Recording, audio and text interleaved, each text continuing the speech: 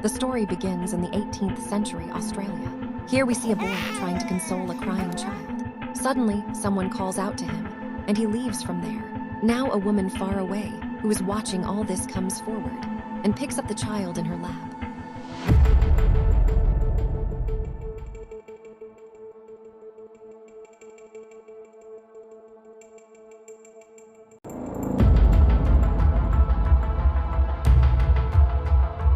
The child gradually becomes quiet, and this woman then takes off a rosary from her neck and puts it around the child's neck.